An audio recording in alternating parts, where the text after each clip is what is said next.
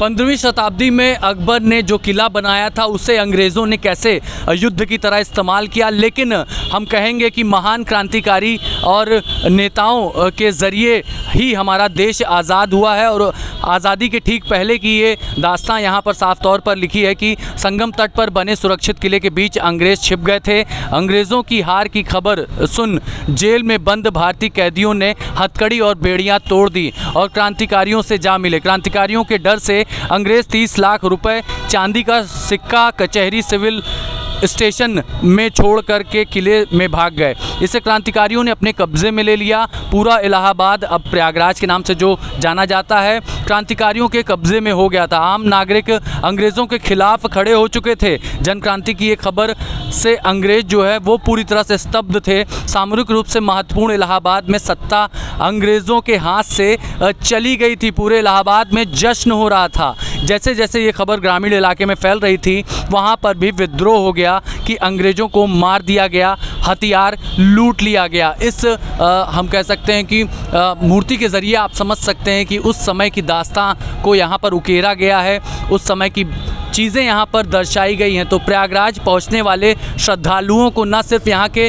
धार्मिक महत्व के बारे में पता चलेगा बल्कि यहाँ का ऐतिहासिक और राजनीतिक महत्व कितना ज़्यादा है, प्रयागराज की महिमा श्रद्धालु अब जान सकेंगे।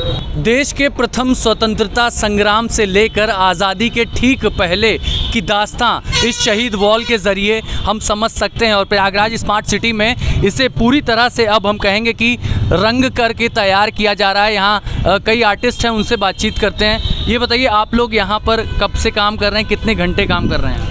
हम यहाँ पर कर रहे हैं सुबह 11 बजे से लेकर शाम को 6 बजे तक करते हैं और यही हमारा काम है। 1 साल से यहाँ की तैयारी में लगे हुए हैं हम लोग। महाकुंभ की तैयारियाँ तेज़ी से चल रही हैं? हाँ, बहुत तेज़ी से चल रही हैं।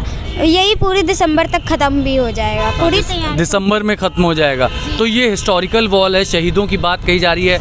आप ये काम कर रहे हो तो आप इसके बारे में भी आपको नॉलेज मिल रही है। कई ऐसी जानकारी थी जो पहले आपको नहीं थी? जी, बहुत सी जानकारियाँ हो रही है प्राप्त हमें कि यहाँ बहुत से शहीद हुए हैं। उन्होंने हमें बहुत कुछ सिखाया, हमारे देश आज़ाद किया हमारे लिए। आप कुछ कहना चाहें? हाँ, ये कह रहे हैं कि हमारे प्रयागराज से बहुत से शहीद, कौशाम्बी और प्रयागराज से बहुत से शहीद हुए हैं जिनको आज यहाँ पर सम्मान मिल रहा है। इससे हमको हर्ष हो रहा है।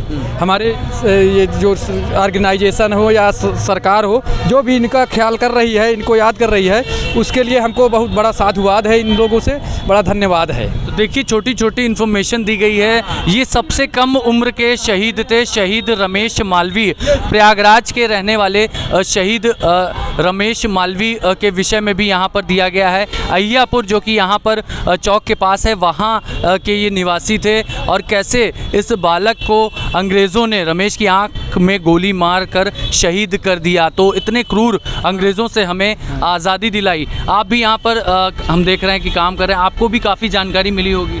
हाँ, मिली है।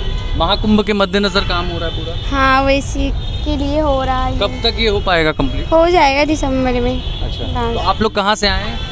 चौकी से आए हैं। प्रयागराज के ही हैं? हाँ, इधर ही है। तो कुछ आर्टिस्ट प्रयागराज के हैं। हमने देखा कि कई आर्टिस्ट राजस्थान से भी बुलाए गए हैं, कई मध्य प्रदेश से आए हैं, लेकिन पूरे प्रयागराज को हम कहेंगे कि स्मार्ट सिटी प्लान के तहत पेंट किया जा रहा है। ये देखिए, इलाहाबाद के 1857 में 10 दिनों तक अंग्रेज़ों से आज़ाद रहा इलाहाबाद। ये एक बड़ी ख़बर है। हम कहेंगे कि जो कई लोगों को नहीं जानकारी होती, प्रयागराज के रहने वाले भी इस तरह की चीज़ें नहीं जानते। और यही मकसद है नगर निगम का कि यहाँ पर जितने भी शहीद हुए हैं, जिन्होंने शहादत दी है, देश के नाम सबसे बड़ी कुर्बानी दी है, उनके अदम्य साहस, पराक्रम और वीर को पूरी जनता, पूरी देश की जनता याद रखे। इसीलिए यहाँ पर शहीद वॉल का निर्माण किया गया है। वीडियो जर्नलिस्ट भीम सिंह यादव के साथ अभिषेक पांडे, भारत एक्सप्रेस, प्रयागराज।